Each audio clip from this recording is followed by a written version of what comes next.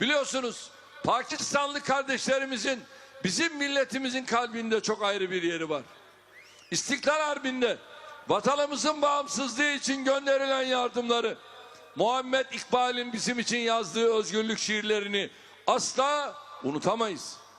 Türkiye'de ne zaman dara düşse, ne zaman başı sıkışsa, deprem felaketinden terörle mücadeleye kadar kardeş Pakistan'ın hep yanında oldu. Ülkemizin hem Pakistan'la samimi, yapıcı, yoğun ve çok yönlü ilişkileri bulunuyor. Sağ olsun Pakistanlı kardeşlerimiz de Türkiye'nin bu müstesna konumunu takdir ediyor. Sorunun çözümü için bizden destek bekliyorlar. Biz de kendilerine tansiyonun daha da düşürülmesi konusunda üzerimize düşen ne varsa yapmaya hazır olduğumuzu ifade ettik. Pakistanlı kardeşlerimizin dün rehin aldıkları Hindistanlı pilotu hüsnü niyet göstergesi olarak salıvermeleri takdire şayan bir adımdır.